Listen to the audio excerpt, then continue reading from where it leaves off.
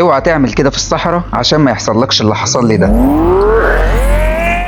اكيد عشان ندخل الصحراء محتاج نفكر الف مره، الموضوع فيه خطوره وفيه مغامره جامده جدا، بس في وسط البيتش باجز والحاجات اللي احنا حواليها دي وكل الناس اللي بتركب دي احنا هنخش ونغامر ونشوف النتيجه ايه. الصحراء واسعه وكبيره، الجبال كتيره، هنخش نشوف كل حاجه موجوده جوه في الرحله دي تحديدا، وهنعمل كل حاجه بتتعمل في السفاري. يلا بينا. الباص مستنينا وهنروح اجمل رحله سفاري دلوقتي، يلا بينا.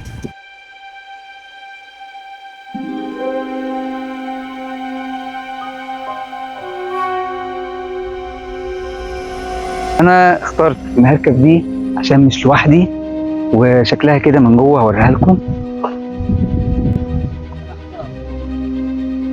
انا معايا ابني ومراتي، فمش هينفع كلنا نركب في بيتش باجي واحد وفي نفس الوقت عشان ما اسيبش ابني ومراتي لوحدهم، فقلت اخد دي. فدي هتبقى جامده جدا والرحله شكلها هتبقى حلو قوي. ده منظر العربيه نفسها.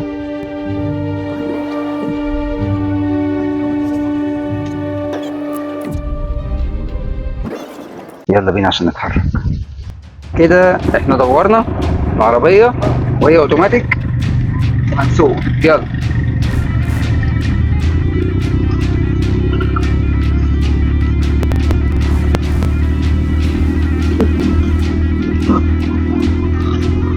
هي انا حاسس البتاعه بتمشي، بس بتمشي بعوجه لوحدها كده.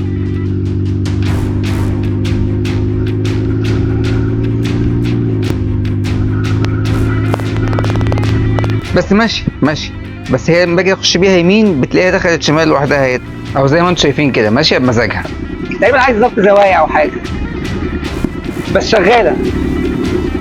ايه كميه البيتش باجز دي؟ المنظر ياخدها يا جدعان. ورا بعض.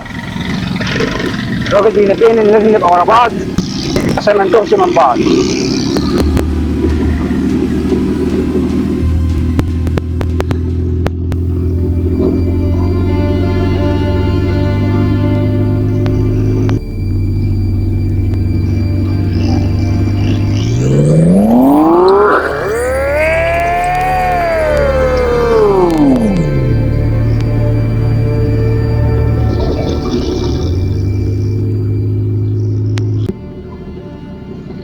انا معايا السكارف وما رضيتش البسه، بس قلت عشان اتمتع بالدنيا كده هعرف اخد نفس.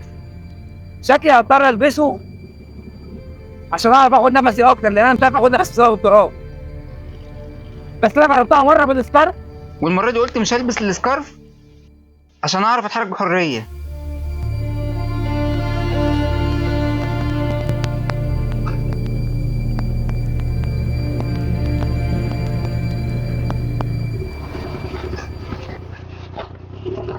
وصلنا هنا المكان اللي في الجبال ده، الناس بتحاول تعمل صدى صوت، المكان ده بتاع صدى الصوت نفسه، فهنعمل صدى صوت في الجبل وهنسمع صدى الصوت بتاعنا. وقفنا كده تصورنا شوية صور هوريها لكم، الصور بتبقى حاجة جامدة جدا.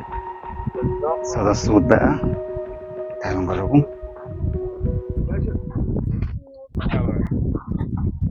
يلا حافظين.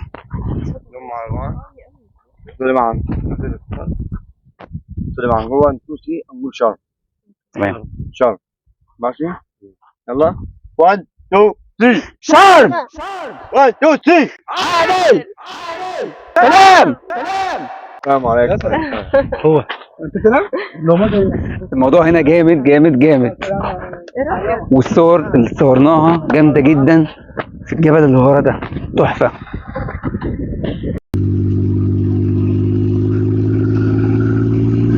ايه ده؟ ايه اللي بيحصل؟ في ايه؟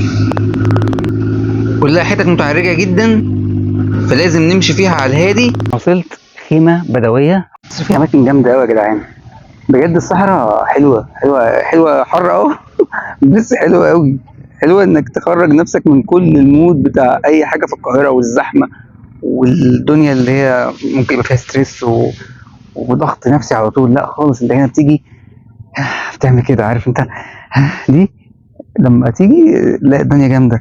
ناس هنا دلوقتي جابوا لنا شاي بدوي.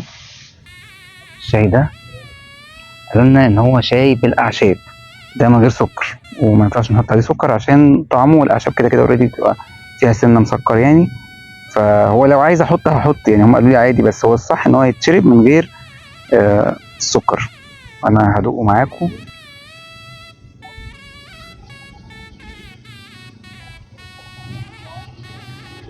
هو انا شربته مره قبل كده، بس انا مش متعود اشرب حاجه من غير سكر خالص يعني. ممكن يكون بحط سكر قليل.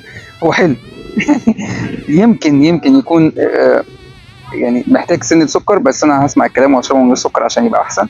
ريحته مديه على، مش عارف اوصف لكم الريحه، بس هي ريحه زرع.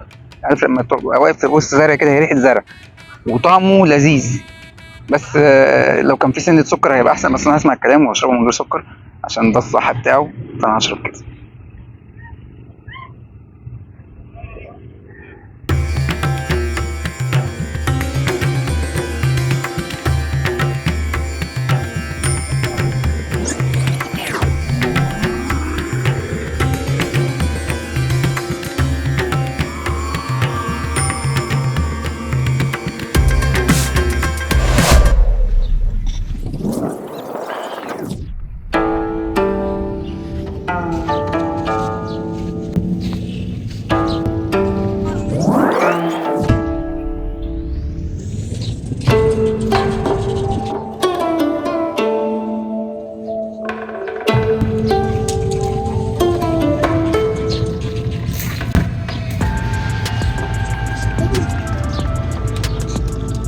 كده الرحله خلصت، وده كان منظري، وادي نتيجه ان انا ملبسش السكارف.